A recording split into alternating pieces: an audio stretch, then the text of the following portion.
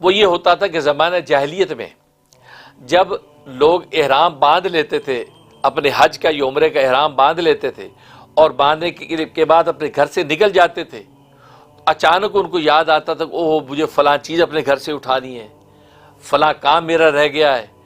اب احرام میں چونکہ باندھ چکا ہوں، اپنے گھر کو چھوڑ کر اللہ کے گھر کی طرف جانے کی نیت میں نے کر لی ہے، اب دوبارہ اپنے گھر میں جانا نہیں چاہتا، اگر گیا تو وہ جو ایک میری نیت تھی، میری جو انٹینشن تھی، وہ انٹینشن میری بریک ہوگی، لہٰذا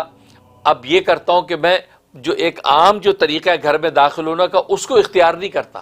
مطلب عام دروازے سے داخل نہیں ہوتا، بلکہ گھر کے پیچھے سے جو دیوار پھلانگ کے گھر کے اندر داخل ہوتا ہوں، تاکہ گویا کہ ایک جو طریقہ ہے گھر میں داخل ہونے کا معروف وہ اختیار نہیں کرتے، غیر معروف طریقے سے تو اسی مشقت اختیار کر کے ادھر سے داخل ہوتا ہوں، تاکہ یہ ہو کہ آفیشلی آج کی زبان میں کہ آفیشلی میں گھر میں داخل ہی نہیں ہوا، ان آفیشلی میں داخل ہوا ہوں، اور ان آفیشلی اگر داخل ہو گیا تو میرے احرام کی اس نیت کے اندر کوئی فرق نہیں پڑنا چاہیے۔ تو گویا کہ یہ نیت کر کے پیچھے سے کودتے تھے، اور اگر کودنے کی سبیل نہیں ہوتی تھی تو پیچھے کے کمرے سے نقب لگاتے، اینٹیں توڑ دیتے تھے، توڑ کے وہاں سے اندر داخل ہوتے، اپنا کام کاج کر کے وہیں سے واپس ہو جاتے۔ اس رسم کو انہوں نے ایک طرح کی عبادت سمجھ لیا تھا، اور سمجھتے تھے کہ بڑی گویا کہ اللہ کی خوشنودی اور رضا کی بات ہے کہ ہم جو ہے وہ ایک آفیشیل طریقے سے داخل نہیں ہوئے، ان آفیشیل طریقے سے داخل ہو گئے ہیں، لہذا اللہ کے ہاں ہماری نیکی ہے اور ہماری احرام کی نیت اللہ کے ہاں قابل قبول ہے۔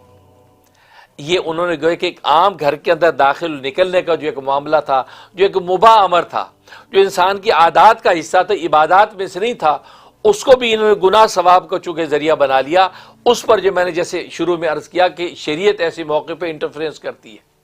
یا شریعت نے انٹرفیرنس کیا اور کہا کہ نہیں یہ کیا تم لوگوں نے ایک عام عادت کے امر تھے گھروں کے اندر داخل ہونا، تو سیدھے دروازے سے داخل ہو، دروازے سے باہر ہو، اس کا احرام پہ کیا اثر، لیکن یہ تم یہ ایک اپنی طرف سے ڈھکوسلا بنا لیا کہ ہم پیچھے سے اگر داخل ہوں گے تو گھر میں گویا کہ میں داخل ہی نہیں ہوئے، جب داخل نہیں ہو تو ہماری جو اعلیٰ نیت احرام کی وہ باقی ہے۔ اس پر شریعت نے انٹرفیرنس کیا اور حکم دے دیا وَلَيْسَ الْبِرُّ بِأَن تَأْتُوا الْبُيُوتَ مِن ظُهُورِهَا، اور نیکی یہ نہیں ہے کہ گھروں میں آؤ ان کی پشت کی طرف سے، یہ کوئی نیکی کی بات نہیں کہ پیچھے سے کود رہے ہو تم، وَلَكِنَّ الْبِرَّ مَنِ اتَّقَىٰ، لیکن نیکی یہ ہے کہ جو کوئی ڈرے اللہ سے، اصل تقوی اختیار کرنا نیکی ہے، تقوی اصل نیکی ہے، یہ گھروں کے پیچھے سے کودنا کوئی نیکی نہیں ہے، یہ تو ایک عام عادت کی امور ہے، گھروں میں انسان جس طرح داخل ہوتا ہے وَأْتُوا الْبُيُوتَ مِنْ أَبْوَابِهَا، اور گھروں میں تم آؤ اپنے دروازوں سے، اپنے دروازوں سے گھروں میں داخل ہو، اس کا اس سے کوئی تعلق نہیں ہے۔ وَاتَّقُوا اللَّهَ، اصل یہ ہے کہ تم اللہ سے ڈرتے رہو، تقوی والی زندگی اختیار کرو، لَعَلَّكُمْ تُفْلِحُونَ، تاکہ تم اپنی مراد کو پہنچ جاؤ، یعنی فلاح پا جاؤ، اور